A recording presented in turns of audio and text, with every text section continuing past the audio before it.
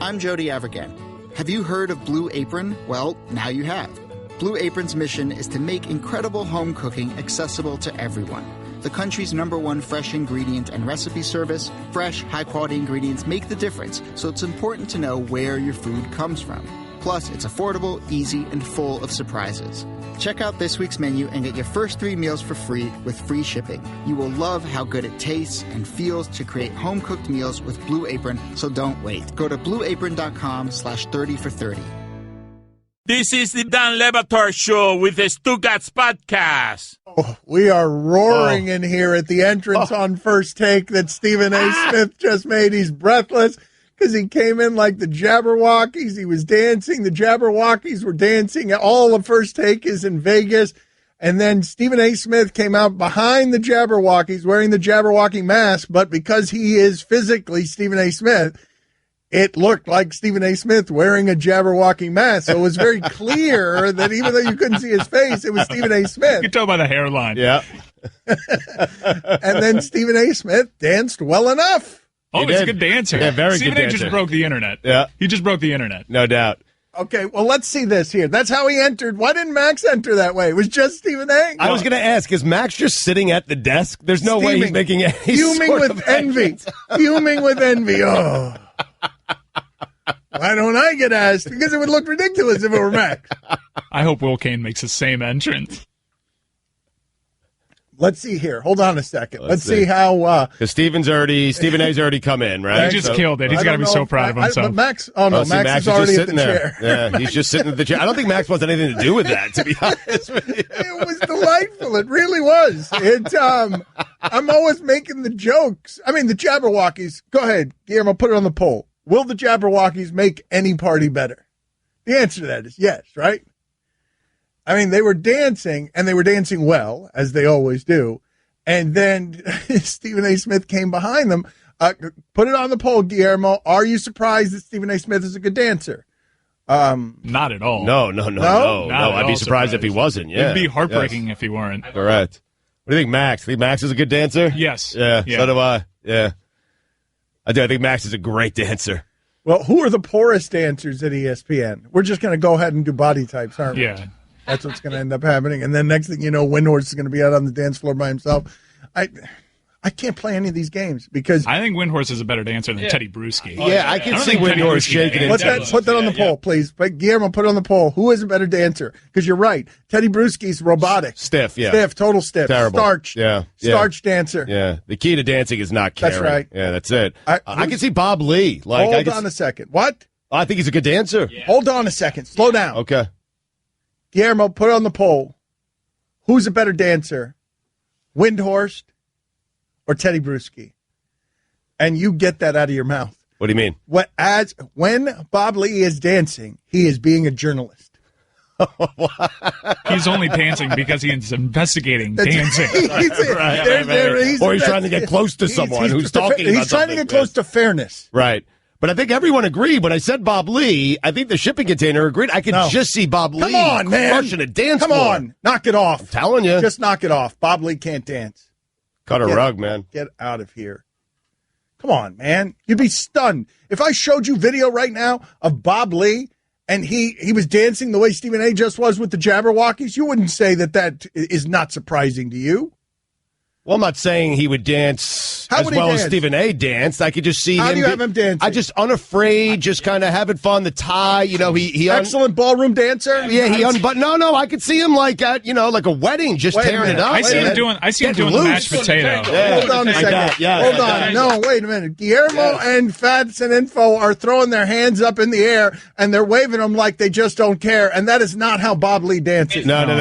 He unties the tie, but it's still on. It's around his neck. It's on, and then he unbuttons a couple of buttons on the shirt. Bob Lee dances ironically. He does do that, but he does the mashed potato. No.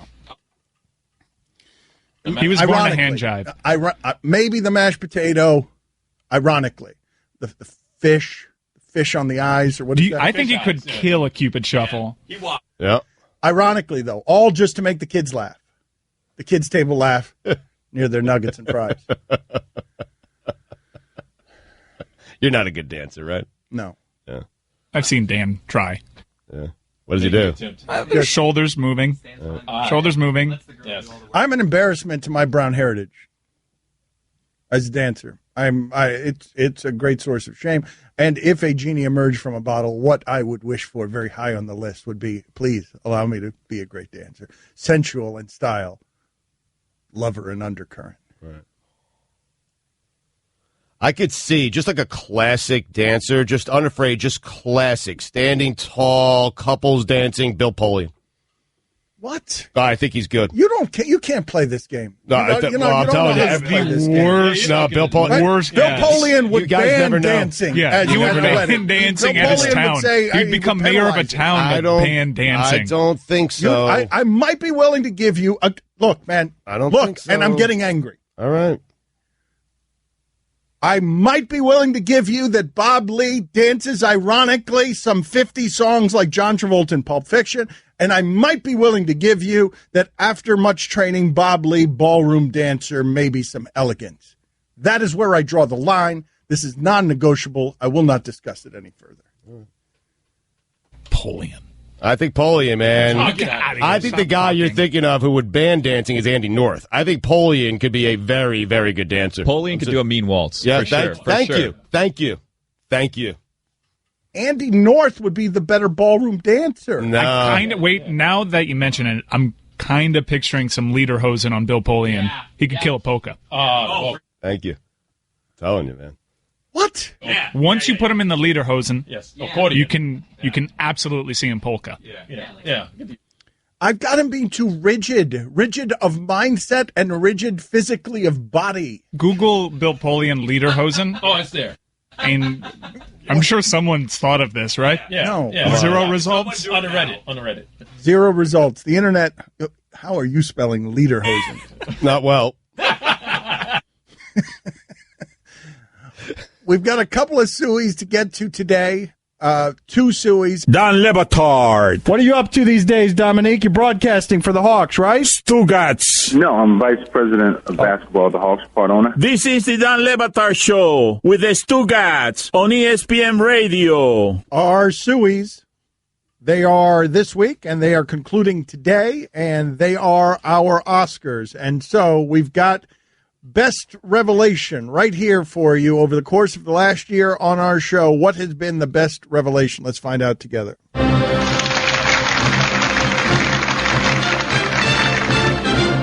And now, the sui nominees for Best Revelation. Joe Buck went to the bathroom during a touchdown call. Well, it was at County Stadium in Milwaukee, and the half just would not end, and I was dying. And we were out of commercial breaks, and the bathroom was literally, you had to be like an Olympic athlete to get to the bathroom in time. And so I kicked the stage manager out of the booth, this young girl, and I said, I'm going to keel over here, and they brought me a trash can. Then I got stage fright. Then the commercial break was ending, which was only 30 seconds. Then play resumed. Then I resumed. And as I was relieving myself, Brett Favre threw a touchdown to Sterling Sharp, and I called the touchdown while peeing in a trash can. Wow. Wait a minute. It is said that you can't pee and sneeze at the same time. Were you able to continue the stream while the enthusiasm went up for the touchdown call? Let me tell you, it's one of the greatest physical achievements of my life. Adam West has a Batman in his mouth. Do you have a Batman in your mouth? Where? Isn't one of your teeth? Isn't it emblazoned with the Batman logo? Yes, I have a tooth. The lab put a Batman logo on it. It was a prank. What do you mean it was a prank? The dentist did it without you knowing? Yes. You gotta sue him. Pranked with a bat on my tooth. You gotta sue him for that. What do you mean it was a prank? What the hell's he doing? I don't know, but it was kind of fun. Greg Cody, PFBI got a revelation. Greg Cody of the Miami Herald does an annual gala. It's at his house. He wears a suit. He's the only one wearing a suit. There are how many people there every year? 6 people. This was our 13th annual gala of the modern era. And we came back in 2004 after laying dormant for about 3 decades. having started in 1969. What are the names of the 6 teams at this alleged gala? Mom's Maniacs. Of course. Chris's Critters. Dick's Rough Riders. Wow. That's your brother Dick. Whoa. Greg's Lobos. Mike's Chickens. And Christie's Ferraris. Don't you So dare. Greg Cody's wearing a suit. He's handing over a trophy to a family of 5 other people who don't want his trophy, don't want him driving. He's just now realizing all Just that. dawned on him how stupid all this is. It was a revelation to him. Revelation to Cody how stupid it all is. Mike Ryan reveals he has a shy bladder. I was at a University of Miami, Florida State game, and there was an enormous line for the bathroom. It was taking a little bit. It must have taken like 7 seconds, but I was feeling the pressure because I know how long I was standing in that line, and I faked it. And I flushed, and I ran out of there with shame. Yeah. What? It was I didn't know what was happening. Wait a minute. Shy bladder syndrome is something that can go and come like that. Like it's a stage fright situation. It's not always there. It's unpredictable. It's actually happened to me a couple times on a boat. Like, just go off the props. I'm like, no, but everyone can see my wiener. No. Cole Beasley dominated Des Bryant in horse. I tell you what, Des has gotten the worst end of the basketball, thing, not thinking a white guy can play. Oh, yeah. Yeah. Tell us the story. It was camp probably 2 years ago, and, everybody was playing horse, and I swear me and Des stayed out there for like 3 hours shooting because, I kept winning, and he wanted to beat me so bad. Mike Golick Jr. officially retires from the NFL. I am officially announcing my retirement from the National Football League. Wow. Drake's dad pick up money off the floor at the strip club with Drake. I have been in the strip club with him, and I have walked out of that strip club looking like, the Michelin tire man. I do know because I had so much money around my waist. Okay. I wasn't throwing it away. I wasn't going to throw it away. So you were taking all the money and just stuffing it into your own clothing? That's right. Great story. That is great. So wait a minute. Were you picking up? Wait. I did throw about $25 out. Okay. You threw $25 out. How much did you stuff into your clothing? When I got home and counted it, I must have had maybe 8,000. James Johnson's Derrick Rose revelation. True or false, Derrick Rose thinks hotels are haunted and thinks it so much that he stayed in a room with you one night because he was afraid of ghosts. True. OKC. OKC Hotel, the Skirvin Hotel, that's true. We was just come back from dinner, and I was walking with him to his room to grab something out of his room. And when we got there, all his stuff was flipped upside down, the bed, the couches, the chair in there. And he immediately turned white and took off running. People used to do that to Patrick Ewing all the time. You guys were bleeping with Derrick Rose. Which one of your teammates did that? No, to this day, we still don't know it. Oh. We don't get it because I was the rookie then. He wasn't the rookie. It was his second year. So I was the rookie. Taj Gibson was a rookie. So we thought they were going to do that to our room. And he stayed on my bed. I was on the floor. I slept on the floor that night. And wait a minute. Wait, he got the bed? Wait a minute. What? What? Like I said, that's Derrick Rose, and he was starting and playing all the minutes, and I'm a rookie not playing no minutes. He can have the bed. All right, James, today, though, this year, you're sleeping on the bed. That's Derrick right. Rose is sleeping on the floor. That's right.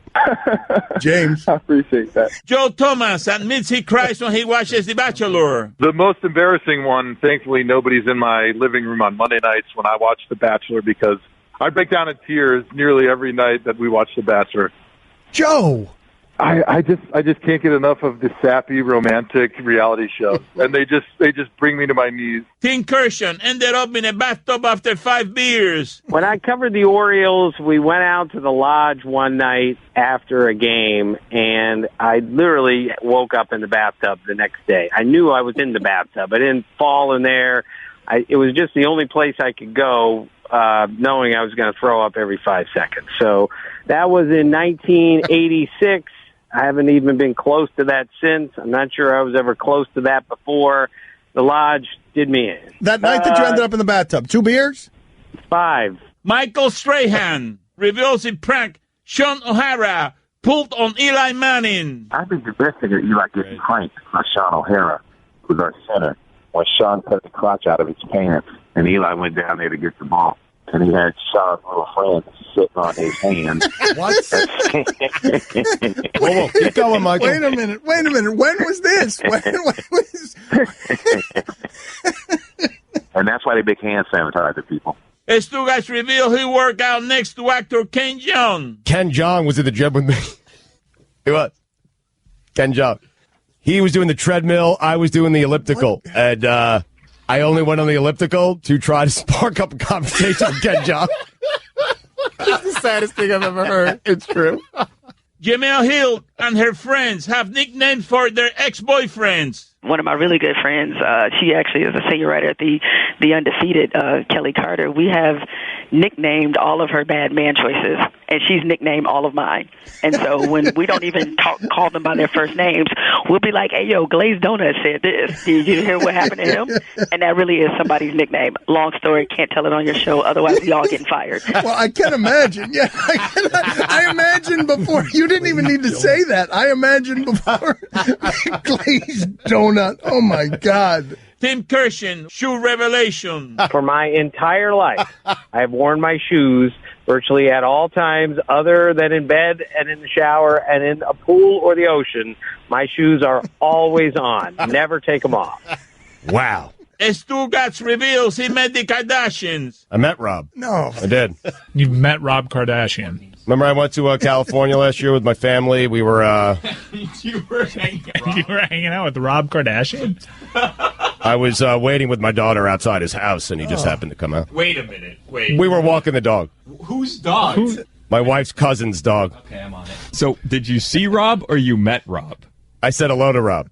Did he say hello back? No. That's not a meeting. That's not a meeting. I also hid a couple of houses away and waited for Kylie Jenner to come out of her house. Kylie or Kendall? Or can you tell? It was who's dating Tyga? Jim Harbaugh, Halloween strategy revelation. You can get a lot of candy by going out there and walking from house to house, but you can get a lot more by jogging from house to house. And if you can throw some, and if you can sprint, then you'll get the most candy. Right. Okay. So do your kids train for Halloween? We get prepared, and that's the strategy, is to run, go as long as we can, as fast as we can, and the strategy of having a second costume ready. Once you've hit every house in the neighborhood, yes. You want to come home, you want to change into a secondary costume and go back and hit all the houses again. Excellent. Michael Holley, Bill Belichick revelation. Belichick's got a weird sense of humor, too. I remember one time, the very serious, very taciturn Bill Belichick, he's in his office, and I'm thinking he's going deep dive on some team. He's breaking down film, and I thought I heard a giggle. So, okay, what's he doing? I get a little closer, and the giggle becomes a laugh, and he's in there listening to the Jerky Boys. Hey, Belichick is listening to the Jerky Boys. All right. Jerky Boys. And he's crying. He's crying, laughing over Saul Rosen. At the Jerky Boys prank calls? At prank calls, yes. Kathy Pitras, Dr. Seuss revelation. Dr. Seuss? It was really supposed to be Dr. Seuss. And, what? Yeah, is that weird? It's Dr. Seuss, you read as a little kid. What? But he ended up going along with the public. That's another case. Everybody said it's Seuss, so he thought, okay, the hell with it, I'll call it Dr. Seuss too. Really? That's Yeah, but stunning. it was Dr. Seuss. His mom's maiden name was Seuss, and that's what he named it after. Vincent Trocek, Yamir Yagar revelation. Did you guys tease him at all about that whole extortion attempt that happened where some young woman was saying she was going to expose him and send pictures out of him? Oh, we got something here. He thought it was hilarious. So what did you guys say to him? Like, what does one say to Yarmir Yager in that circumstance? Whenever it first came out, we didn't think it was real. We thought someone maybe photoshopped it or something. So Yogs, what are you doing with this girl here? He's like, what do you mean? What am I doing, man? We're like, do you have hair or what? What's going on? He's like, no, what do you mean am I going to pay her? He's like, she wants to put out a picture. Go ahead, put out a picture. I look good. Greg Cody, it's pork butt all the time. The cut of meat, when I make pulled pork, slow cook a pork roast to make pulled pork, the cut of meat I use is called the Boston butt. So it's a delicacy. I eat butt all the time. Mile High revelations. David Hasselhoff. Are you in the Mile High Club? Who isn't? Exactly. Okay, there you go. Siri. Have you been in the Mile High Club? We do not tell. Okay. Bryan Cranston. Have you ever been in the Mile High Club? Yes. Yes.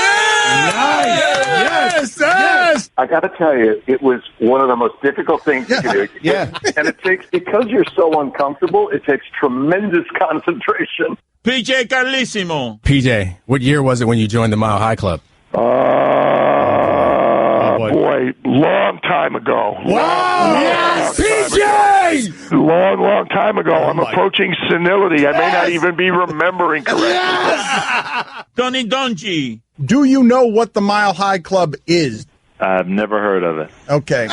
This is now going to be problematic and awkward, but okay. The Mile High Club is making love to a significant other in an airplane a mile above the earth. Stugotz is hiding under the desk. Thank you. You're no help. There are a lot of people assuming that you're not in this club, and I think that they're, unfairly smearing repressions upon the religious. I think that you might be. So... In an airplane, no, I'd have to say I'm not in that club. All right. Kim Kirshen. Hey, Tom, are you a member of the Mile High Club? No, absolutely not.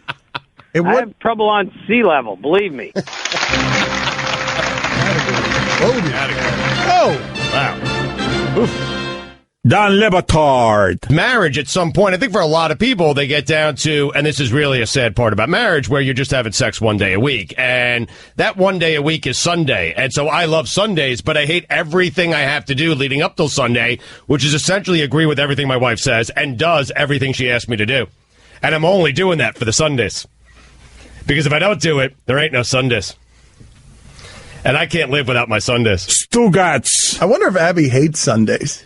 Oh, she despises them. This is the Don Le Batard Show with the Stugotz on ESPN Radio. Such a huge honor using our airwaves and our platform for Mike Golick Jr. to announce his retirement. Like, he could have done that anywhere. Yeah. And he did that, because of how sacred our space is. Mm-hmm. And whoa, did that shock us that day. Yeah. So LaShawn McCoy, Stugotz, is one of the rare guys in football who says stuff. There aren't many, right? There aren't many quotable guy who says stuff that's dangerous, that might get into some trouble. How many are there in football? Because football has a way of nuking, and Brandon Marshall's one of them. Michael Bennett's one of them. James Harrison. There aren't that many, though, right? Not many. Not many. LaShawn McCoy is one of them. LaShawn McCoy is asked about Colin Kaepernick. What did you make of him saying Colin Kaepernick's not good enough for the distraction he'll bring? Well, he creates a distraction just by saying that. LaShawn McCoy does. Maybe a bigger distraction than if Colin Kaepernick were actually playing for the Buffalo Bills. And here's what's funny, and this is what Kaepernick should do. He should take note and make a list. So when Tyrod Taylor goes down, and LaShawn McCoy is calling his phone and begging him to take over because they're in the playoff hunt for a wild card spot and says, Colin, we need you to come here to Buffalo and play quarterback. Kaepernick should say, no, I'm a distraction. That's what he should say. He should be keeping notes. That's a terrible job by LaShawn McCoy. It really is. It is.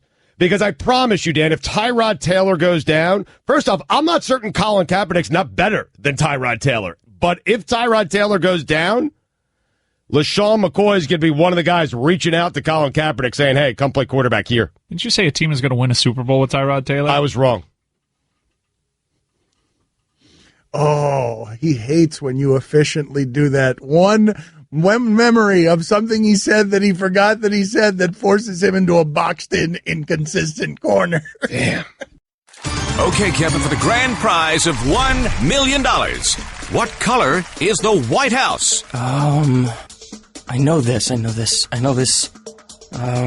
5 seconds. Oh, switching to Geico could save you a bunch of money on car insurance? Okay. Judges? That's true, Kevin. They'll allow it. Congratulations. You're a winner. Woo! Geico, because saving 15% or more on car insurance is always a great answer. I'm Jody Avirgan. Have you heard of Blue Apron? Well, now you have. Blue Apron's mission is to make incredible home cooking accessible to everyone. The country's #1 fresh ingredient and recipe service, fresh, high-quality ingredients make the difference, so it's important to know where your food comes from. Plus, it's affordable, easy, and full of surprises. Check out this week's menu and get your first 3 meals for free with free shipping. You will love how good it tastes and feels to create home-cooked meals with Blue Apron, so don't wait. Go to blueapron.com/30 for 30. Don Le Batard. Michael Jordan never scored 70 in a game. No, but he scored 60-something in a legendary playoff game that they won. Stugotz. They lost. Did they really? They lost, yeah. Wow, breaking news. Yeah. Spoiler alert. This is the Don Le Batard Show with the Stugotz on ESPN Radio. Tim Kirkchen, does Ed Orgeron look like the small-town cop from the TV movie who says to the parents of a missing child, we've done all we could, we've turned that swamp upside down looking for that boy, it's all in God's hands now? Does Roger Goodell look like the manager at Outback Steakhouse who comes around and asks you how your experience has been?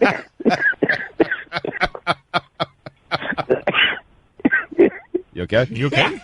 Does Mike Tomlin... You okay? I have a little cough, sorry. You good? All right. You good, though? You all right? You good? You good? Tim, you good? I'm good. All right. Good. All right. Good. You good? Good. Mike Tomlin, does he look like he's meeting his daughter's boyfriend for the first time?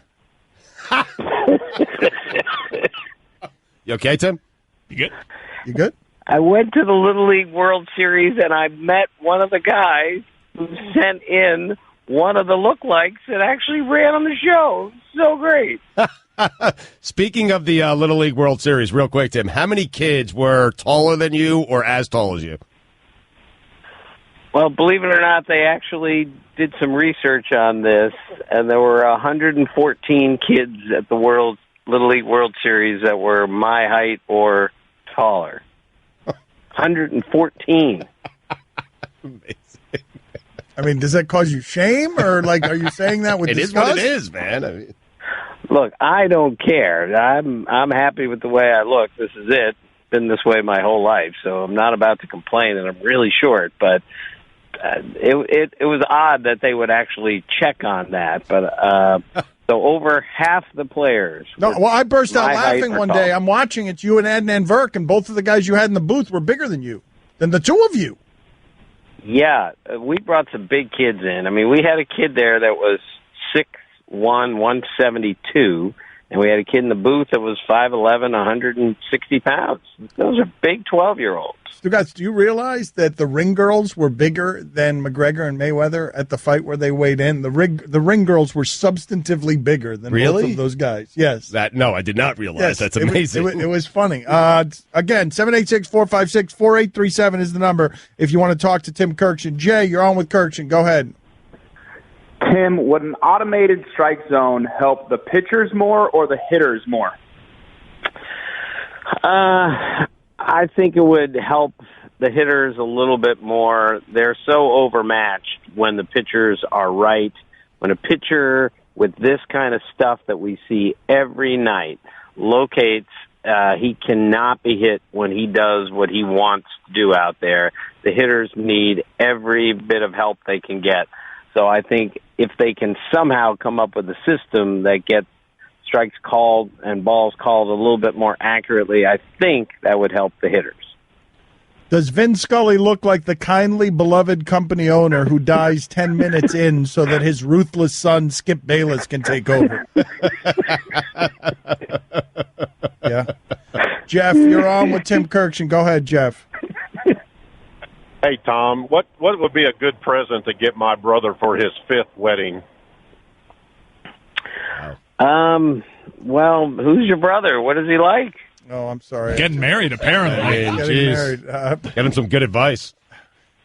He's getting married for the 5th time. Yes, I see. Yeah. Get him a really good wife. That's what you should get him. Okay? Yeah, it sounds. Yes, I have a little cough. I'm fine. Okay, Sorry. Just trying to make sure. Timmy, National League MVP. Whoa, everyone calm down. Like, I don't Just think relax. that was necessary to just... Why did you scream at us that way? I've never seen this side of Tim Kirkchen. It's disturbing. No, I was not screaming, I mean, you're and furious. I'm fine. You're clearly out of control. Can someone call HR, please? I didn't want to make this an incident, but now here we are. So can you guys call Human Resources on Tim Kirkshin? I'd like to file a formal complaint through all of Disney's most bureaucratic channels. Thank you. Brian, you're on. I was in the middle of a question there, Doug. I'm sorry. Go ahead, Stugotz. Brian, you're on with Tim Kirkshin. Go ahead, Tim's Brian. going to answer it. Hey, Tom, what's the most important thing that Conor McGregor can do to beat Floyd Mayweather? Thank you. Oh, boy, I don't know anything about boxing. He's got to get really close to him and hit him as hard as he can in the midsection because he's not going to hit him in the head because Floyd Mayweather apparently never gets hit in the head. So I think he's going to have to just get close somehow and just pound away at his ribs. And I don't know anything about boxing or fighting. That's great advice. That's a great breakdown for a guy who knows nothing about fighting, Tim.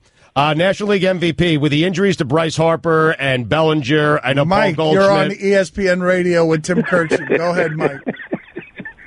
Hey, Tom. Recently went on 3 dates with a beautiful girl. She then ghosted me. Want to know, what should I do next?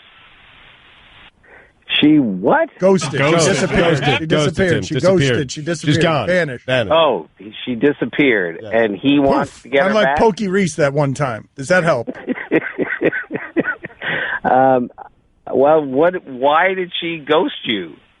I mean, She you've got just follow-up got- questions. They had 3 great dates, and then he's confused by it. He doesn't understand All why. right, well, you got to call her, then you got to go see her, and then you got to ask her the obvious question: why did you ghost me? Or she's take the ghosting. hints. That's a good reason, then you got to stop doing that. You can't call her or see her because she's ghosting you. Yeah, she's avoiding him. I Tim. know, okay, but that's So still, take the hint, dude. No, Move on. No, don't move on. I like Tim Kirkshin's advice better. Stalker. This guy is a problem. This guy's a Disney problem. He's a plague. Like, we know this now, right? Like, I'm glad everyone's seen it because it's only something that I've seen in the shadows all of these years, and so I'm glad it's finally out in the open. This Kirkshin. So, Timmy, National League MVP. So, Bellinger is out and Bryce Harper, he's been Chris, injured. And I'm you're not on certain. ESPN Radio with Tim Kirkshin. Go ahead, Chris. Hey, Tim, just wondering about that NL wildcard racing. What do you think about the Rockies making it? Thanks. Well, Dan, the Rockies are really good. They're going to the Rockies are going to the playoffs. I still believe that. The Diamondbacks are going to the playoffs. I still believe that.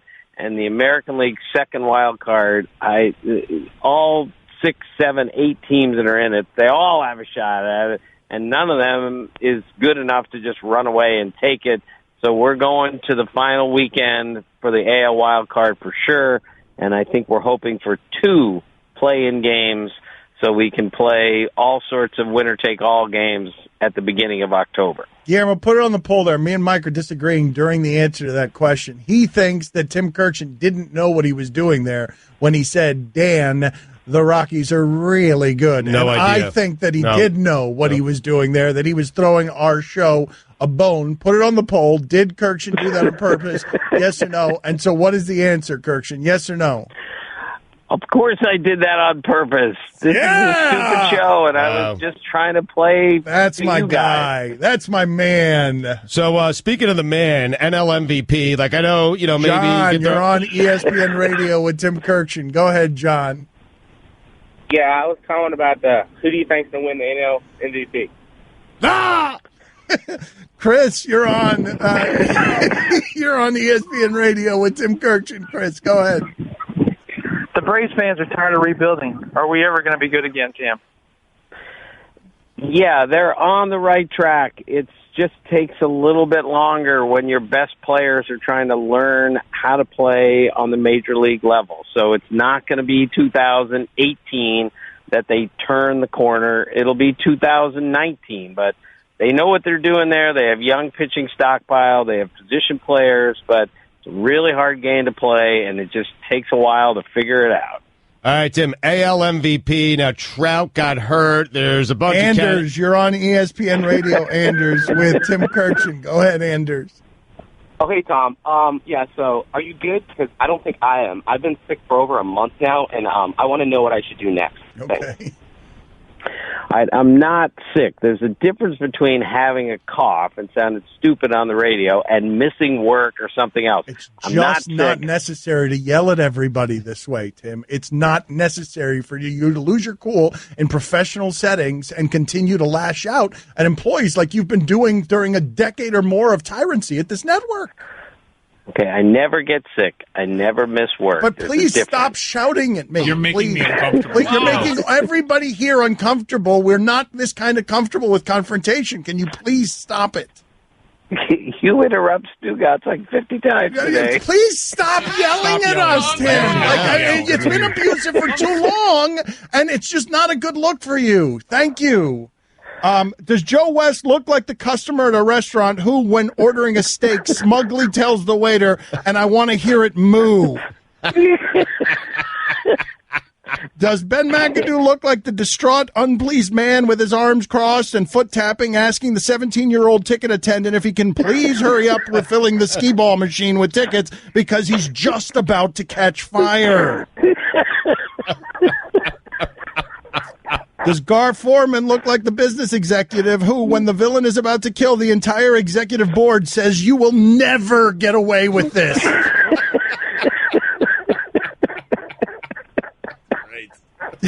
Does Carl Ravitch look like the guy in the bathroom who pretends to be on his phone to avoid washing his hands and tipping the bathroom valet? No? You don't like that one? Still laughing at Gar Foreman. Does Jay Cutler look like the guy who sleeps with your girlfriend, then casually tells you about it like it's not a big deal? Yeah, he does. Yeah, he does.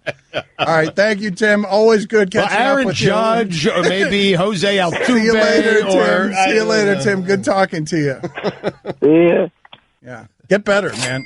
Yeah, Nothing in life is free. Time for some ads. And please get that rage problem under control. Good God, it's uncomfortable every time. Every week, it's like having Richie Incognito in your life. Dan Le Batard. Yanni Adebabubu. Stugotz. Giannis Adebabumbo. This is the Dan Le Batard Show with the Stugotz on ESPN Radio. Carrot Top going to join us in about 12 minutes. Get in touch with the show anytime to the 1-800-Flowers Twitter feed at Le Batard Show at Stugotz790. Dan, it's time for Straight Talk.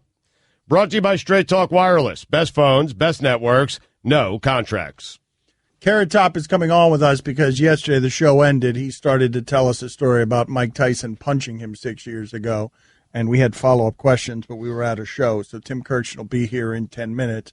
Texter writes in here, not Tim Kirchin. Carrot Top will be here. Kirchin was just here. Thank you. Yep. Carrot Top will be here in 10 minutes. Tim Kirchin was just with us. That's Dan Aging, which is a nice reminder to promote Dan Mistake, a new category in our Suey Awards. It'll be later today. It's our best I was picture. wondering why it is I didn't have anything in the prediction category, and it's probably because all my bad predictions are in the mistake category. No? No, that's not necessarily what Dan Mistake is. Yeah. It's like porn. Well, hold you on a know second. it when you hear it. Let's examine this for a second, though. Were you hurt that you didn't have any predictions? You don't make a ton of predictions. No, I wasn't hurt. I was just hurt. Why would I be hurt? It seemed like you were hurt. That my wrong predictions. It seems like it's been weighing on your mind. I mean, we played it a while ago. I was wondering whether I was being protected by somebody. No, you just never make bad predictions. There you go. That's actually the answer I was looking for. Texter writes in, "Hey Dan, Tim Kirchin is a baseball insider. Don't you think it's kind of rude to not let Stugotz get in his NL and AL MVP question?" You don't get the show. So earlier in the show, Stugotz was railing against LaShawn McCoy, telling LaShawn McCoy that if he thinks that Colin Kaepernick is such a distraction, and LaShawn McCoy has said that he's such a distraction that his talent does not outweigh his distraction. And while you can yell at LaShawn McCoy if you want about that, he is giving voice to what's happening in that league, which is he's not getting a job because people don't think he's good enough to overcome the distraction. That's how they would file it for you. That's not what people on the outside necessarily believe. Right. That's how the NFL would file it for you. Oh, I have no issue with LaShawn McCoy saying it. I'm just, by saying it, you probably created a bigger distraction than if Colin Kaepernick were actually on your team. I don't have an issue with Well, let me ask you this. Yeah, because there aren't a lot of players giving voice to that kind of sentiment. But I don't think he's necessarily wrong. I do think what we're going to end up finding out, though, is that once the desperation arrives and a good team loses a starting quarterback that believes they have a chance for win now, right? That's where if that's what the chance is going to look like if he gets one at this point. Sure. But I want to ask you this question. The Daily Beast did a story the other day, and in it was contained some of that talk that you've heard about ESPN being too liberal and ESPN having a reputation of running off listeners and viewers because ESPN is too liberal. And as people hijack politics and storylines, this has become something that people are talking about, even though what's really happened at ESPN is simply that minorities have gotten more of a voice.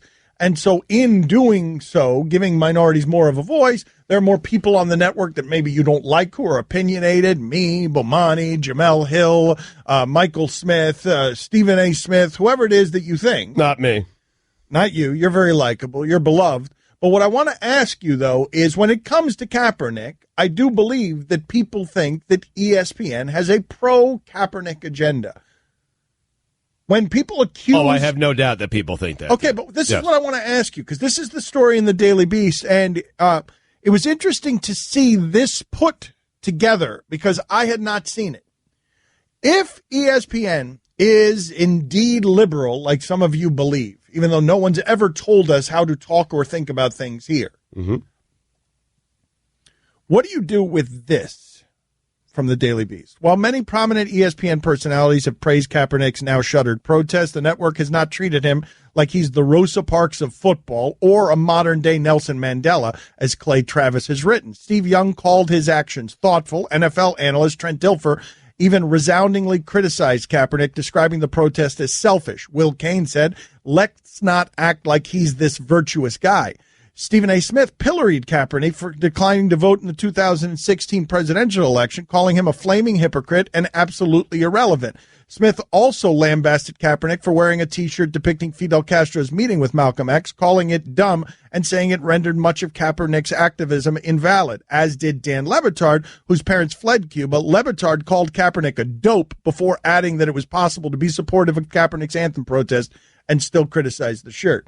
My question to you is, if you accuse ESPN of being liberal-leaning, like, what do you do with all of that I just read to you, where it's... You rethink your position that you had on ESPN and its liberal leanings. No, you do not. Why? No, you do not. Why do you not?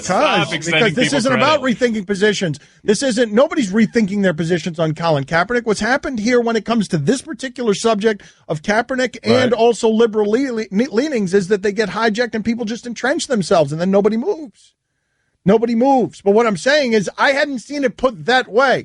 All of those things are things said on ESPN's network about Colin Kaepernick. Right.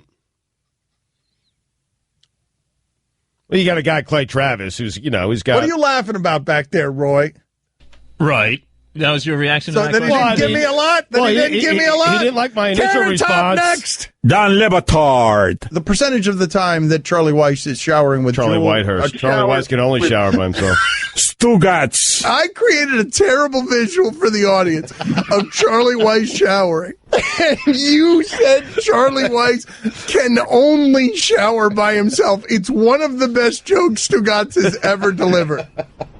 He's a loofah guy, probably. This is the Don Le Batard Show with the Stugotz on ESPN Radio. ESPN Radio is presented by Progressive Insurance. Carrot Top expected to join us here in just a minute on the Shell Pennzoil Performance Line. It's early in Vegas, man. Clemson University and head football coach Dabo Swinney have agreed to a new 8-year contract through 2024. It's worth $54 million, making him the highest paid coach in the ACC and third highest nationally. And finally, Quartz reports, after analyzing stool samples from athletes participating in the 2015 Boston Marathon and the 2016 Summer Olympics, the researchers found higher concentrations of two types of gut bacteria, one that helps degrade lactic acid, an exercise byproduct, and another that may play a role in breaking down carbohydrates, critical during the long runs. Reporting this week at the American Chemical Society's annual meeting in Washington, D.C., The team says those bacteria and others could make even non-athletes better able to endure long periods of exercise. That's right. Pretty soon, we're going to have to test athletes for poop. For all the latest headlines and information, tune in to SportsCenter on ESPN Radio all throughout the day. Getting a lot of people writing in because they love this subject. They love the subject of, is ESPN liberal? And I'm just telling you, as someone who has worked here for a good amount of time, that I have never been told how to think on a certain thing. So if you believe the company is liberal, you're believing that they're purposely hiring me because I am liberal, even though I've never had any conversation with anybody about this, because you believe me to be liberal. So you are entrenched on this viewpoint, but you don't have as much information as I do on how this company works and who it is that gets hired and why it is that they get hired. And ultimately, the people who are promoting all of these minorities in this company, it's damn long overdue in this country and in the company to have voices climb who are diverse. And you don't like it. That's what the main objection is, that you don't like that the voices are expressing minority opinions, because the most objectionable personalities on ESPN to you are all minorities, all of them. The list is all minorities. So that's what's happening, is the minorities are getting a greater voice.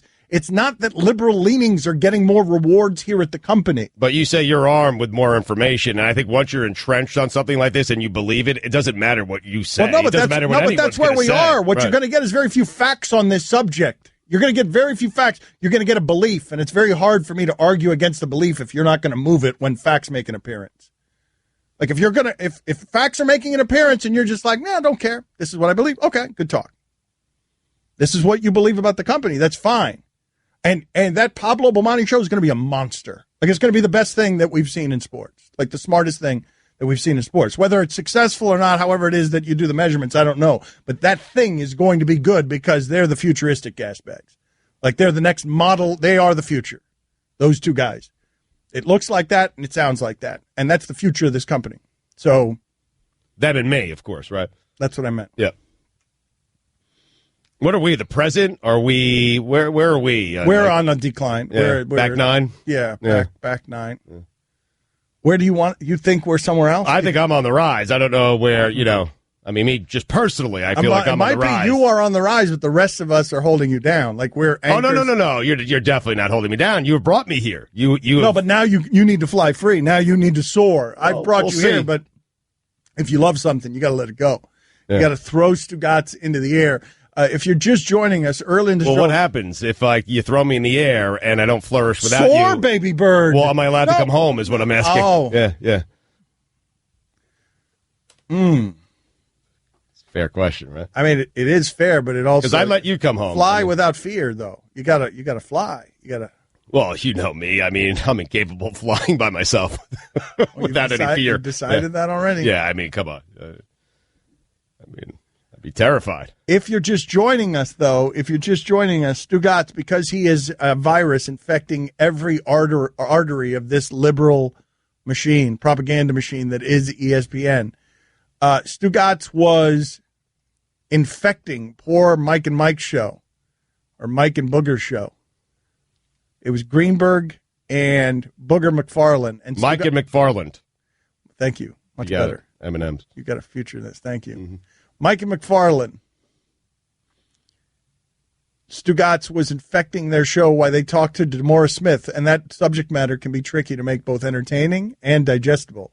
And Stugotz is just peppering the both of them with personal texts because he wants to be doing a personal show for everybody at this company. Right. And he wants to be talking and giving his opinions to anyone who will hear them. I was just trying to help guys out. It seemed like they were struggling with a couple of conversations. They were trying to figure out what LeBron James meant with all the tweets he sent yesterday about the burning jersey, and I just told Greeny exactly what he meant. And what he meant was, Cleveland fans, when I leave you in a year, don't you dare do it to me again. That's what he was doing. So I was just helping Greeny out there, and then I was trying to help Booger McFarland out because DeMaurice Smith came on, and he was just, it was an embarrassment, to be honest with you. He was condescending, D. Smith. He was condescending to Booger McFarland, who asked a very fair question about a guy who wants to take DeMaurice Smith's job in about a year and a half. And I just told Booger, man, like that was condescending on so many different levels. He should have more respect for you. You're a former player in the NFL and a really good player at that. And D. Smith was just being condescending and complaining about every single bad thing that the players have. And D, I'm sorry, you can't complain about things that you agreed to, that you yourself negotiated, that you were in charge of. And I wanted Booger to say that to him, and he didn't. So I'm saying it now for Booger. That's what I'm doing. I'm cleaning up the mess for Booger. You're welcome, Boog. My man, Booger. You agree with me, right? And Booger responded to me with all kinds of great takes on DeMaurice Smith. I just wish I had heard them on the air, because it would have been perfect. And then Greeny is trying to make up excuses, crank up the excuse machine for DeMaurice Smith, and I was telling Booger there are no excuses. He's the guy in charge. That's it. You can't complain about things that you yourself negotiated. That's absurd. That's a terrible job. Again, I asked the question, Mike, who would we be as a show okay with peppering us with a private show like that every time they were listening and they wanted our attention? What Stugotz does there, beyond being unprofessional, filed as friendly and helpful, is not something that I believe he would abide if somebody were doing it to us. If right now somebody were texting us on how it is that you could be doing a better job right now. The guys didn't seem to mind. I mean, Greeny wrote back funny to me. A one-word response? He wrote back funny. He did it after the show, not, right when I sent it. He actually, no, 2 words. That's funny. And Booger sent me the crying face emoji. So an emoji and 2 words. Yeah. Yeah, man, Yeah. They didn't like that. I mean, Mort does it to me sometimes. A texter writes in, Dan, every time you bleeping get defensive of your stuff, you start to ruin the show. Stop being so bleeping defensive. I'm not defending myself. Like, if you want to believe me to be liberal, I understand how it is that you come upon that viewpoint. I can be bleeding heart. I try to extend empathy to people. I don't care about politics at all, but I tend to, be anti-repression as it comes to this particular space where sports people behave and entertain us. But I'm not being defensive on behalf of me, and I'm not being someone who's hesitant at all to criticize this company when I believe it deserves criticism. I don't think you'll find very many people who do that more than I do here. Like, I'm totally good with saying when I think this company's in the wrong. But what I'm telling you is, if you believe this company to have a liberal agenda by order or edict, you're simply wrong, is all I can tell you. You are simply wrong. Factually wrong. But, okay, if you want to keep believing it, you can keep believing it. But I don't know who you think I'd be. The only thing I'm defending here is what I believe to be the facts and the truth. I'm not defending me, and I really don't have any incentive to defend the company. When the company does wrong, I tell you it's done wrong, despite the way they pay me. And when the company's done right, I tell you when I feel like they've done right. So, like, I may sound defensive, but I don't know what it is that you believe me to be defending. A way of thought? I mean, I don't. Well, people would say, like, why do you feel the need to explain this? It feels there has to be a reason, a need for you to explain. Because I want to correct what I believe to be factually inaccurate. And I'm good with that. Like, when they say you're being defensive, maybe it comes off to them as defensive. Okay. Just the mere fact that you're explaining it. Okay, but it's not my politics showing, is what I'm telling you. If you're filing this criticism at me, it's yours. Oh, 100%. It's your politics are showing. Yes. I mean, by objecting to you just explaining the facts, Boring. yes. Yeah. I agree with that. Don Batard. Did you love The Joker's Wild? 61% of the audience said no. Oh, you damn young people, soaring with so much ignorance. Stugotz. You don't even know what we're talking about. The Joker's Wild is the truth, man. Stay woke. This is the Don Batard Show with the Stugotz on ESPN Radio. We've misplaced Carrot Top. Hopefully we'll find him here at some point in the next hour to tell the Mike Tyson story. If not, it'll remain a mystery, a wonderful mystery. It might even be better that way. 6 years ago, Mike Tyson punched Carrot Top, and that's all we know. We got another suey category for you in 10 minutes. The best one. Mike Ryan thinks it's the best one. It's a new suey category, and it's just all my mistakes. Well, up until this year, you never made a mistake. So right. So this year, there were a few. Are you excited for it? I am. Mike thinks this is our best picture. Mike thinks this is the best category of all the categories. Yeah. And so Mike doesn't tend to overpromise on that. He likes to overdeliver. It was one. No, these are my sensibilities. It was one that I laughed hardest at. Okay. So that's 9 minutes from now or so. It is our best picture as we celebrate, as we do basically an award show on our last year on the air. Did you know that the Sueys were our Oscars? What's the Suey we're going to get to in 10 minutes, Mike? The Sueys are our Oscars. Sueys are our Oscars. We celebrate a year in review. These are our Oscars. Let's do another Suey category, please. This is best laugh. Let's do another. These are our Oscars. Our Oscars. So I've annoyed you with that? With how often I've said that? I wish I didn't have to reintroduce this show to new listeners. I really do. I wish I was only talking to listeners who already like us, and I wouldn't have to put up with these daily arguments I have to get into with people. You know the best way in this industry to climb right now? Being the thing that you think that ESPN won't hire. The best way to get into this business, I got so many attorneys, so many lawyers, so many doctors ask me, they like legitimate professions. Right. How do I do what you do? How do I get up there and give my sports opinion? That job looks like it's more fun than my job. And my advice right now would be the conservative sports writer. ESPN needs more of those. Be the conservative. Will Kane. ESPN will be more likely to hire this person that you believe is not welcome at ESPN because you believe ESPN doesn't have enough of them. You can go that route, or you can just ride Dan's coattails. Easier route, less stressful. This show might be better if Stugotz was super conservative. It might be better. Well, no. No, it wouldn't. No. The Stugotz needs to be Stugotz. Yes. No, it's Stugotz and super conservative is what I'm saying. Hints, I'm saying yes. all of the same things Stugotz is and super conservative. Yeah, well, then you have the sports talking head argument show formula. Mm-hmm. One guy thinks this, the other guy thinks that. Tune in. I just don't want to think. Man, I just look forward to the day, and it's got to be on the horizon with Netflix doing what it's doing. I look forward to the day where ESPN and Fox, they're doing sketch comedy. They're doing a show like John Oliver's show. You think we're going to arrive at that day? I mean, Fox should be doing it right now, to be honest Eventually, with you. I think we're going to get to that day. Eventually, man, I look forward. I would love to host a show at ESPN that only makes fun of other ESPN shows.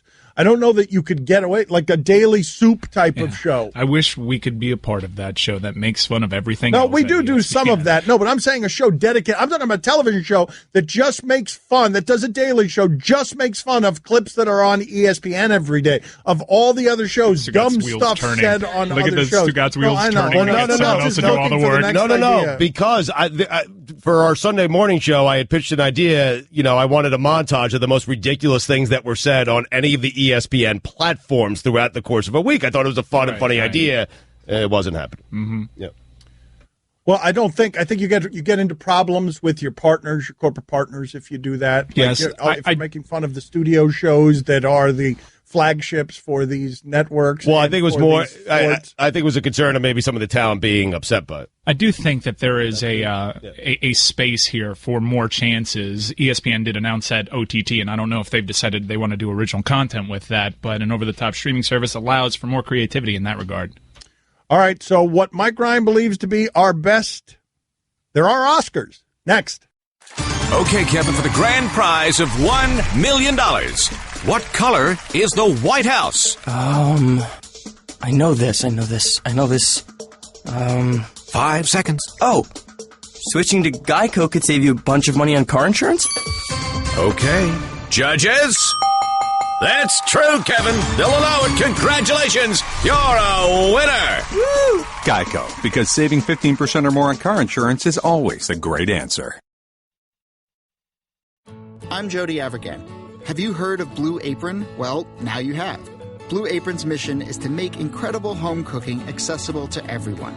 The country's #1 fresh ingredient and recipe service, fresh, high-quality ingredients make the difference, so it's important to know where your food comes from. Plus, it's affordable, easy, and full of surprises.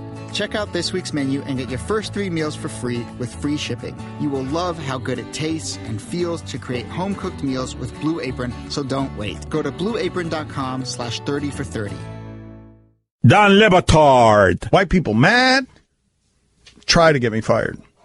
Go ahead. Get petitions together. Stugotz. Come on, white people. Oppressed white people. Rise up! Form a union.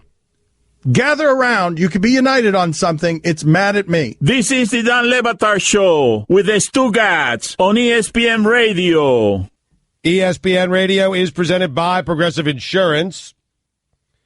Rosie Perez going to join us in a half hour, 12:30 Eastern, on the Shell Pennzoil Performance Line. She's a boxing expert. Here's your SportsCenter update. Manu Ginobili will be returning to the Spurs. The team announced Thursday. Ginobili, who will be entering his 16th season with the team, reportedly signed a 2-year, $5 million deal to return to the team. He's been saying he's going to retire for like the last 5 years. 2 more years of Ginobili. Cristiano Ronaldo has been named as the UEFA Player of the Year. UEFA Player of the Year. I didn't ask. I thought it was UEFA. Everyone thinks it's UEFA. No one thinks it's UEFA. UEFA Player of the Year after he helped Real Madrid win the Champions League for the second successive time last season. Sure about that? I think it's UEFA. You should have called it Real Madrid. You might want to check on it. And finally, a headstone with the inscription, "You will never be forgotten," was left behind at the Dublin airport and still hasn't been claimed. For all the latest headlines and information, tune to the SportsCenter on ESPN Radio all throughout the day. I'll give you a company criticism. You want a company criticism as you claim that I'm a company man? Go ahead. Something that ESPN does wrong. When one of its own people gets in trouble, it protects them. And we don't do that for athletes in terms of a conversational topic. And I think that that's wrong. I don't think that that's something that ESPN should be doing. If we're going to rain down judgment on the athletes, we should be held to the same standard. Anywho, so I make mistakes around here. That may have been one of them right there. Let's get into the biggest mistakes I've made over the last year. God.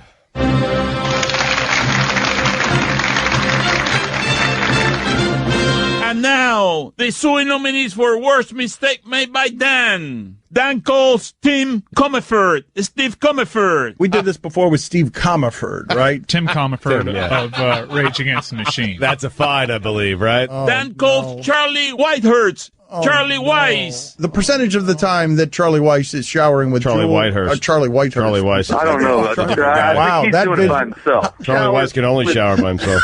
I created a terrible visual for the audience of Charlie Weiss showering, which is just wrong. Like, it's just wrong. And you said Charlie Weiss can only shower by himself. It's one of the best jokes Stugotz has ever delivered. Dan calls Tony Soprano, Tony Sperano. Didn't they lose by 1,000,000 points to Ohio State, too? They missed Greg Schiano. Greg Schiano had James Gandolfini out there recruiting for him. Tony Sperano at the height of Sperano's fame. Did you make an HBO show based on a former Miami Dolphins head coach? That one happens to me all the time. Dan calls Jerry Cooney, George Clooney. Have you guys heard the expression "Great White Hope"? Do you guys know who George Clooney is, or how much bigger the heavyweight division would be in boxing if there was somehow a menacing guy who was also white? I know George Clooney. Dan thinks Amanda Nunez has domestic violence in her past. Oh, no. Nunez, it's not just that she's gay. She's dating another fighter. Doesn't she have domestic abuse issues in her home because she's dating another fighter and the police are being called to their house because she's fighting another fighter who she's also dating? I'm being a little bit reckless here because I don't know if I have my facts straight. Dan calls Tyrann Mathieu, Walter Matthau. What was the saying that Tyrann Matthau said? Honey Badger don't care? Matthew. Although Walter Matthau and Tyrann Mathieu crossbreeding. Truly is a spectacular hypothetical human Trophy being. finalist Walter Matthau. I made Walter Matthau a cornerback for the Arizona Cardinals. I want you to imagine him backpedaling. Is he still with us? No. He died a while ago. He died on July 1st, 2000. That is a hole in the Cardinals secondary. They have got somebody who's been dead for 16 years back there. It's like having Antonio Cromartie. Then goes Mufasa from the Lion King, Mustafa. A lot of people are writing in with Mustafa. That Mustafa is not even an animal; it's a cartoon animal. Right. It's not even a real animal. Wait, you're saying Mufasa? Mufasa. I'm sorry. Yeah. Who's Mustafa? Really affected you. Oh my! I didn't even catch that. Who is Mustafa? Wow. Who is Mustafa? I'm not sure who Mustafa is. Okay. Dan. Mufasa. Man, I am getting so old with these names. Then goes Bob Schaefer. Bob Schaefer. Oh, Scott Pelley was doing it. He just seemed tired, worn down by the day's event. Kept taking off his glasses and rubbing his face. He might have just been tired of Schaefer, just doddering Schaefer. Is that the guy's name? I just was half listening to him, and all he did was get in everybody's way. Is it Schaefer or Sheffer? I think it's Schaefer. I might be getting it wrong. I've never heard Schaefer. I don't know. Forgive me. It's just a doddering white-haired person who just got in everyone's way. Then goes Chris Matthews. Chris Wallace. It reminded me of Gary Johnson the other day, the Libertarian presidential candidate, when he was asked by Chris Wallace, God bless him, kept pressing him Chris Matthews, excuse me. That's me getting names wrong. Did you make him Notorious B.I.G.? I know, my bad. Dan thinks Wagon Wheel is a group, not the song. Let's go ahead and play some of this for him. Let's go ahead and sing. What are you choosing, Mike? What are you choosing from Wagon Wheel? The song? Okay. The song, the name of the song is I thought it was the group. It's by Darius Rucker. My bad. Darius Rucker. Say that's fun, by the way. That's fun. Yeah. Dan calls Jake Long, Chris Long, then thinks they're brothers. The Dolphins drafted Tunsil, played him at guard, let go of Brandon Albert, who was bought to replace Chris Long, who was taken with the number one. Up. Damn it. Jake Long. Damn it. It's all right, man.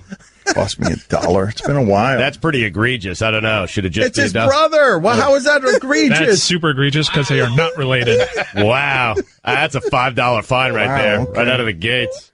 Chris Long? You confused Chris Long and with Howie, the offensive lineman from Chicago. That's actually his brother.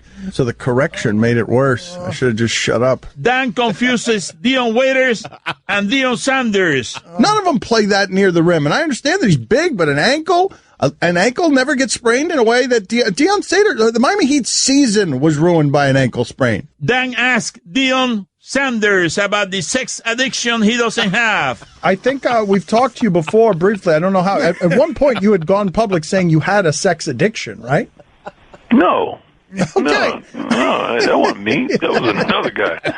Ain't no sex addiction. I love sex just as much as you love sex. Ain't no addiction. You know, I'm a sexaholic or something. You try to get a confession out of me.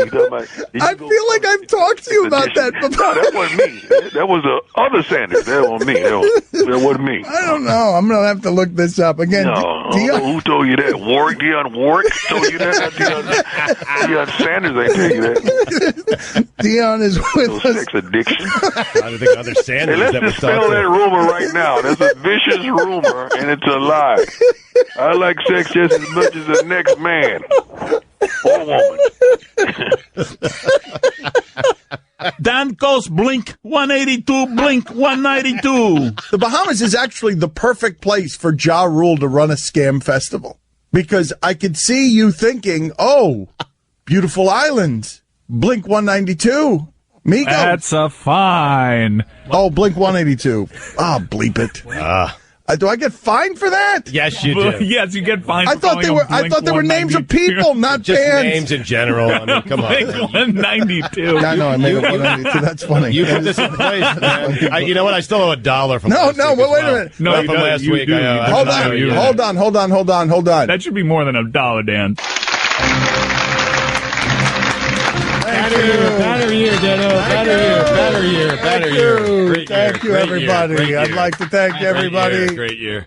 On a great year. Man, Deion Sanders handled that so well. He really did. He just had me giggle snorting. That is profoundly sad. Oh, man. That is me looking in the mirror and my mortality looking back at me. That's just something an incredibly old person does. That, I feel like we could diagnose that as early onset professional Alzheimer's. Like, that's the first symptom. It's Alzheimer's. What I call it? Alzheimer's. Al. So wait a minute. It doesn't belong to a guy named Al? His full name is Alzheimer? Alzheimer? No. No. It's not possessive? There's not an apostrophe in there near the Z? Al apostrophe Z Heimer? All right. Good talk. Dan Le Batard. Is there anyone, Serge, who refers to you by your full name? No, I don't think so. Can you tell the audience what your full name is? Ibaka, Ngubila, Serge, and Jonas. Stugotz. Isn't your full name 10 words? Serjabulo, Lamu, Sayong? No, that's not true. That's not my name. Okay. I'm sorry I made that so awkward for you. Hell of a day we're finishing. Yeah, it's okay. This is the Dan Le Batard Show with the Stugotz on ESPN Radio. If you missed any of the show, you can listen to all 3 hours of the Dan Le Batard Show on demand in the ESPN app, plus our Miami-only hour that airs before the show, and now you can subscribe to our Best of Podcasts. It's all available in the Listen tab of the ESPN app. Dan, it is time to pump the brakes. It is brought to you by Advance Auto Parts. Can we pump the brake on Major League Baseball, allowing players to police themselves? They had a big brawl yesterday, Tigers and Yankees. I'm serious. I'm getting tired of this. We are allowing grown men to hold a very hard object that they could throw over 100 miles per hour, and they're allowing them to police themselves by throwing it at each other, throwing it at guys' heads. And I'm telling you, Rob Manfred, this is all on you. Because if you had any interest in making this go away, you would make it go away. But you don't have any interest in making it go away because it's the only time we talk about your lame sport in July, June, and August. And so can we pump the brakes on allowing guys to do this? Because it's dangerous and someone's going to get hurt. And only after someone gets seriously hurt are we going to change the rules. And I'm telling you, eventually someone's going to get severely hurt. Needs to come to an end.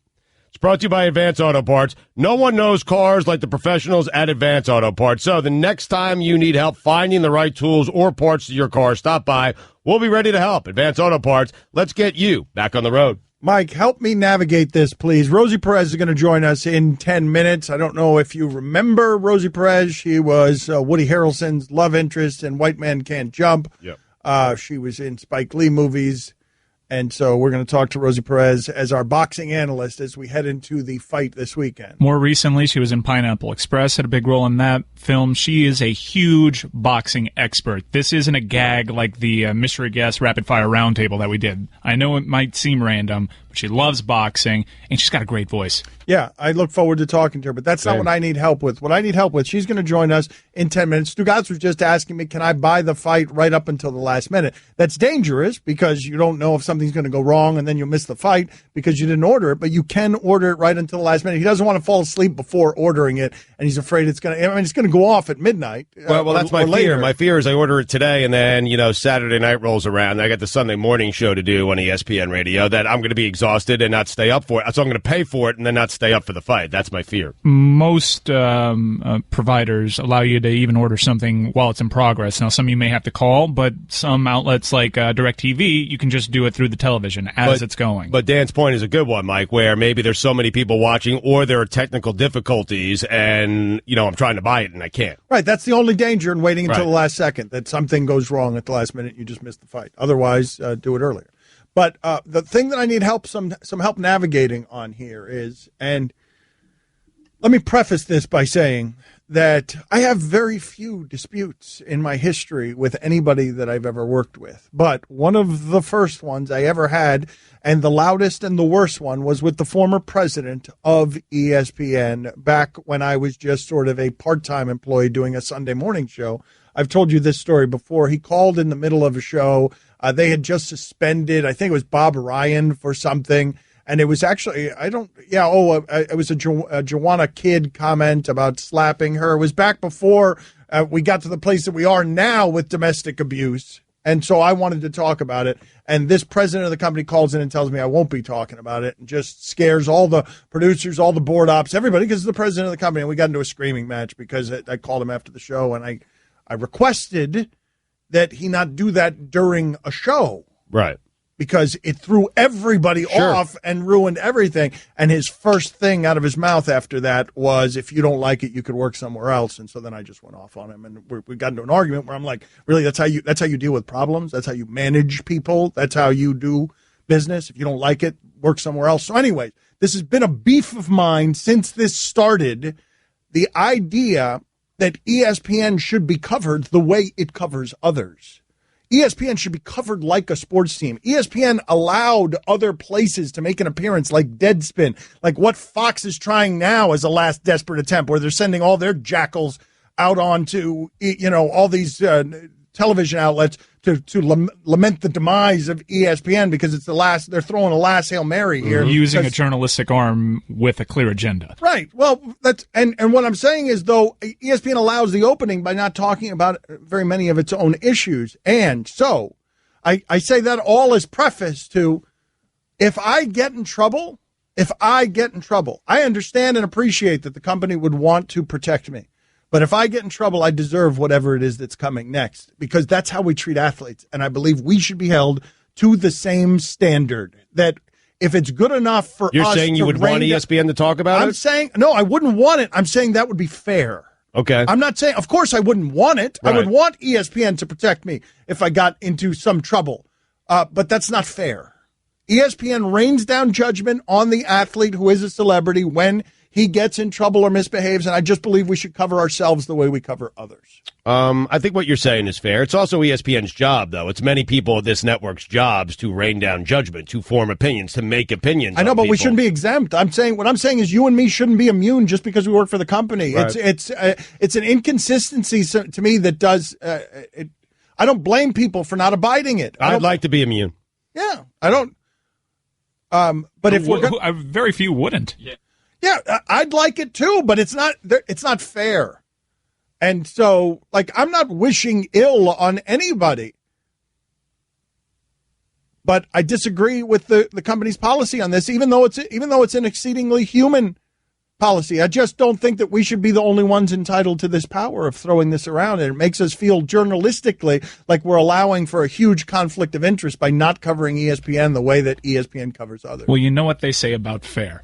Fair is a place where they judge pigs.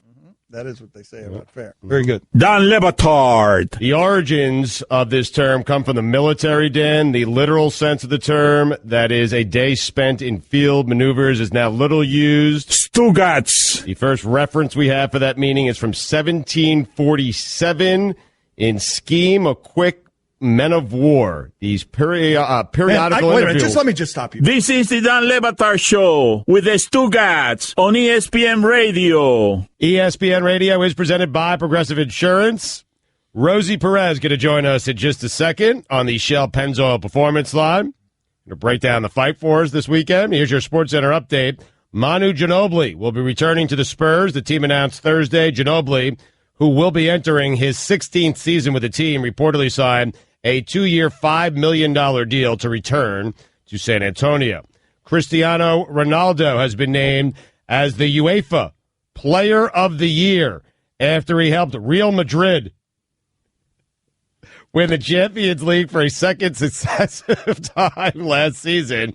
And finally, a recent survey of 5,267 members of the British public has discovered that 2/3 of 18 to 25-year-olds think that filibustering is slang for a sex act. It's not. For all the latest headlines and information, tune in to SportsCenter on ESPN Radio all throughout the day. It is a word that sounds like that. Filibustering does sound like it could be a sex act. Yeah, put it up on the poll, please, Guillermo, at Le Batard Show. Text to right 10. You could get fairness, equality, and diversity at the cemetery. Way to go. All right, let's all wait for that. Man, Jason Isbell wrote it. He said, when it comes to equality, basically, there's no such thing as somebody else's fight. Why do you guys do this when it comes to equality? Equality should be everybody's fight. Another guy writes in, what the heck, Dan? Jim Rome has Dana White to break down the fight. Who you got? We got better. Yep. We got better than Dana White. We sure did. Rosie Perez. This is a signature scene. Her scene at the beginning of Do the Right Thing. Thank you, Rosie, for making time for us. She really knows boxing. She loves boxing. But that scene, you remember the scene I'm talking about, right? I don't know. Did you know, Rosie, that when you were doing that scene was that sexy? That it was 4 minutes of you doing boxing. Were you aware while you were doing it? Thank you for making time for us. That the scene was incredibly sexy. No. I had absolutely no idea because I was exhausted. I had to do that take after take for 8 hours. I was so pissed off at Spike Lee. I wanted to just punch him with one of those. Wow. Give him a straight, clean right. So it was 8 hours of doing that, and while you were doing it, you were just tired, and you're like, I can't do this anymore. You didn't know that the whole thing was pulsating sexuality. No. Right, very good. What can you tell us? What can you tell us about Do the Right Thing that maybe people don't know? Is there any story that you have that is a secret within the community, but others outside might be they might want to know? Well, initially, that opening sequence was supposed to be the song was supposed to be "Cool Jerk" by Sam. I believe it's Sam and Dave. And we had rehearsed, and Spike had brought in a choreographer. We had rehearsed for weeks, and at the last minute, Spike came in to watch the rehearsal, and he said, "This is all wrong. I'll be right back." And he left, and he came back, and he said, "All right, I just talked to Chuck D. They're going to make a new song, and it's going to be hip-hop. It's going to be better. This is going to be better." So I literally only had 2 days to come up with a dance routine because the choreographer was not a hip-hop choreographer. And so it was all very, very rushed. And I had only listened to the song in its entirety for 1 day. Wow. Wait a minute. I did not know that. So wait a minute. Did Chuck D. Wright fight the power for that scene?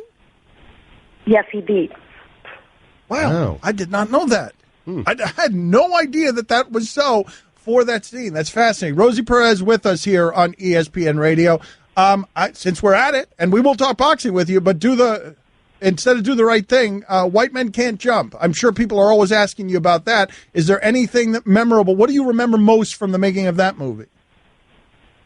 There was a lot of weed. Well, Woody was in the movie. So. What a great answer. Okay, that's what. And so you don't remember much at all, really? Like just that there was a lot of weed. I mean, there was a lot of weed. There was out of two certain actors' trailers. Come lunchtime, you saw like just smoke coming out of the top of their trailers. It was hilarious. It was just like craziness. But that was the most fun I've ever had on a project. It was really a lot of fun, and maybe because certain actors were completely high. Did you have any idea that either one of those two movies were going to be, your wildest dream had those two movies being how successful? I knew that Do the Right Thing was going to be very controversial, but I didn't understand the magnitude of the film. So I was very surprised how big it had become. In White Man Can't Jump, I had absolutely no idea whatsoever that it was going to be an American classic. The only person that did understand that was Wesley Snipes. The first day of filming, he comes over to me and he says, "You know this is going to be big." I said, "No, it's not." He said, "This is going to be big. Trust me. If I was a betting man, I would bet you $100 million that this is going to be huge." And he was right. Yeah, he was right. You were friends with Tupac, right? You were. I've read some stories about you. You and he was comforting to you in times of heartbreak. Yes. Yes, he was. Yes, he was. God rest his soul. He was a great friend. I was on my way to the Soul Train Music Awards, and I had a date. This rapper, and he will remain forever nameless. I'm dressed. I'm ready. I look cute. And I get a phone call. I said, "Hey, where are you? Are you close?" He says, "I'm not going. I can't show up with you to that event and be on television because my girlfriend will get upset." And I was devastated. Next phone call, I hung up on him. The phone rings. I think it's him again, and it's Tupac. And he's like, man, I wish I could go with you with Soul Train. I said, I'm not going. He goes, what's wrong? And I just started crying. And I said, I've never been dissed by a man. I am just in shock. And he goes, get over it, girl. We're going to roll up in there. We're going to make that man so jealous. Yo, we're going to just blow it out. Come on. I'm jumping in my ride. I'm going to be at your house in just 5 minutes. And he was at my house in 5 minutes, and we went to Soul Train together, and it was crazy.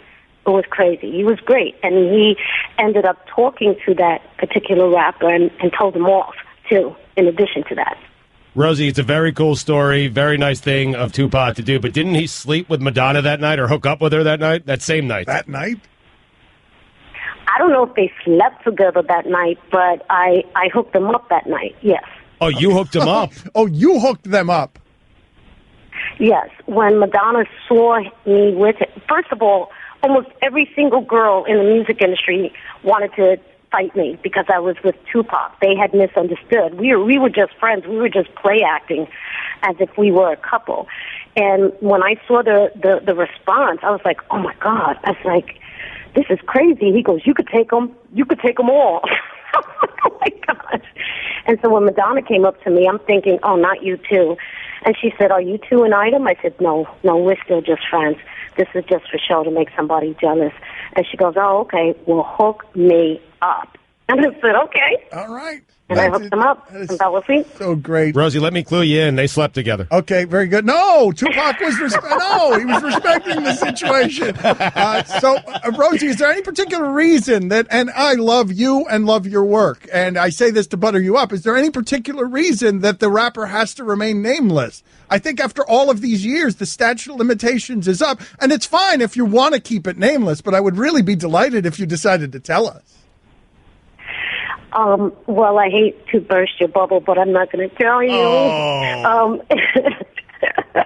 Because his girlfriend at the time, she's now a fairly successful actress, and she and I are friends. So I wouldn't want to do that. I wouldn't want to do that to her or to the rapper because he and I are friends now too.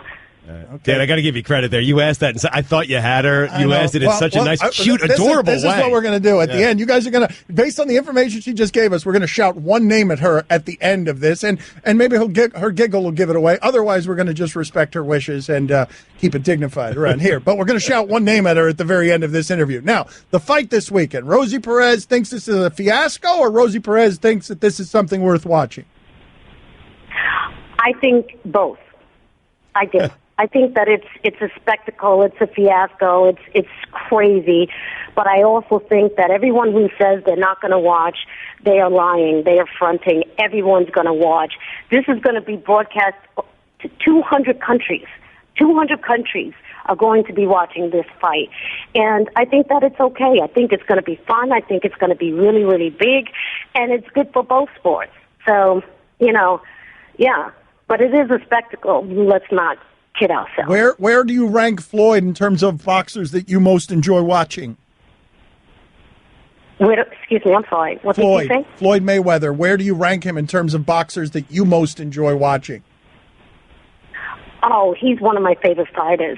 He really is. I think that his skill is unmatched to this day.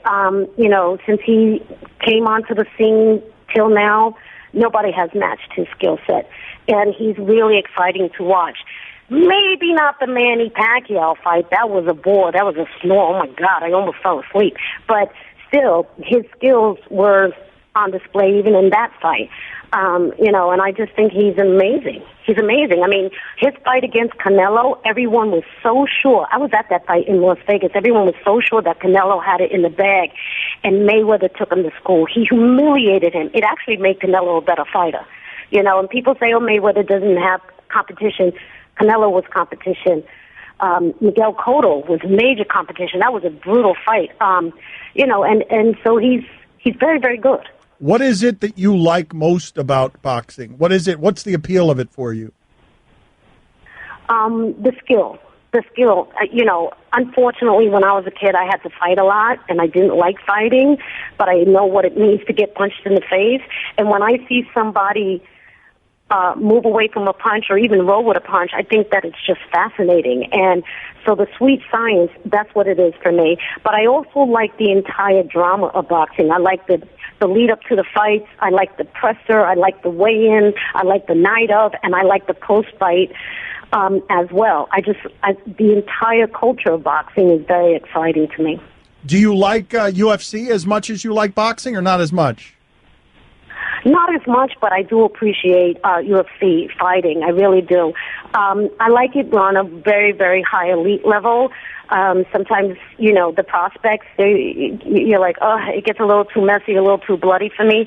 But, when guys are in there and girls are in there and they do their thing on a very, very elite level, I really enjoy watching it. Really do. Can I shout a guess at you? How can we do this? How can we do this while respecting Rosie Perez has been very nice with her time. We're just shouting one guess here. And that's it. But I don't want to disrespect her or make her too uncomfortable. A little uncomfortable is okay. Too uncomfortable. Are you ready? Are you ready for our group guess, Rosie Perez? Even though I haven't asked your permission on any of this, or I did, and you declined it actually. So I'm rebuffing your request. Right. Go ahead. All right. It's a group. Give me your best shot. This is group. Right. We're all going to do it together here, Rose. All right. Okay. It's one guy. I'm not going to say his name. I'm just gonna say the group. The group. Cypress Hill. No.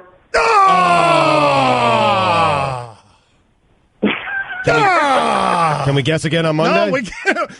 Can we guess? We'll talk to you about the fight on Monday. Yeah. Okay. Recap. We'll recap the fight on Monday, and we'll take another guess on Monday. All right. That would be great. Yes, we will.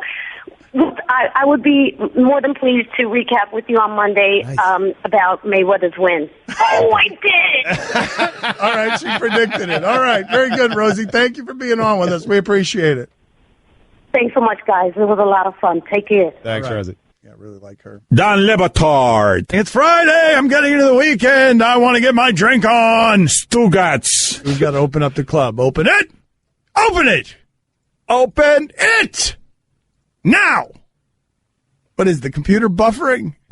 There it is. This is the Don Le Batard Show with the Stugotz on ESPN Radio. The club is brought to you by the Black Tux. TheBlackTux.com is your new way to rent suits and tuxedos. To get free shipping plus $20 off your purchase, visit TheBlackTux.com/Dan. We'll update the polls here real quick. Just update a couple. We're running on a show here. Update a couple of the polls. All right, the Twitter poll is brought to you by Upside. Now say big on travel and get a big gift card every trip you buy. You love Upside.com. That's Upside.com.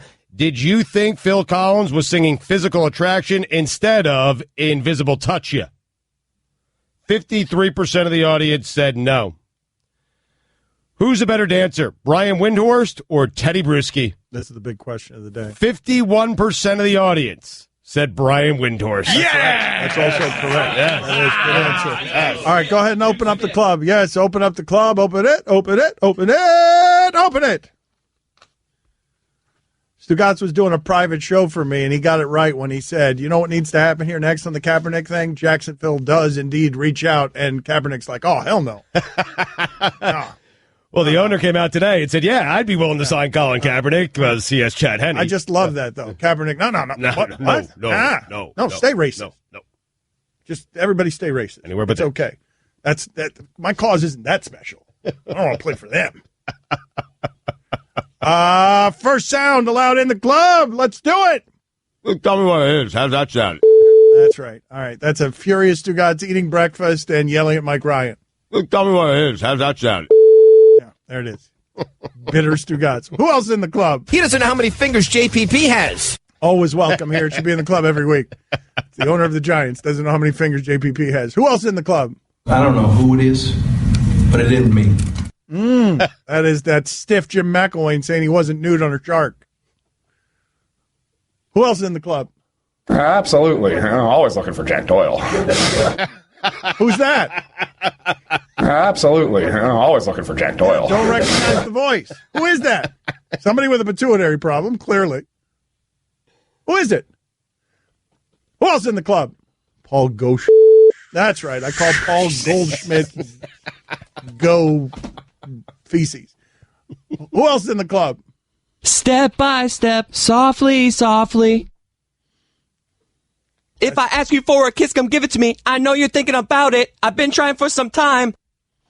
That is Fat Chris doing Despacito, not Despacito. Slowly. I want to slowly breathe on your neck. That is Allison doing Despacito more slowly. Oh, no. Hey, yeah. That is Allison doing it with no enthusiasm, sensually. Oh, no. Hey, yeah. Yeah, there it is. That's Despacito. Who else in the club? It was like, I'll kill you. I'm going to kill you. Vanden Bosch chasing Aaron Rodgers. Aaron Rodgers telling the story of what Vanden Bosch was saying as he chased him. It was like, I'll kill you. I'm going to kill you. Who else is in the club? Black civil rights activists who befriends KKK members. Daryl Davis. No. Who else is in the club? Oh, no. Hey, yeah. Daddy, where do babies come from? Honey? Mommy went to the store. Oh, well, you see, there's a mommy and a daddy, right? Right. And see, when they call Geico, they could save a bunch of money on car insurance. Oh, really? And that makes them happy? Yes, that makes them very happy. That's good. Yeah. Well, I'm glad we could have this talk, Sunshine. Geico, because saving 15% or more on car insurance is always a great answer.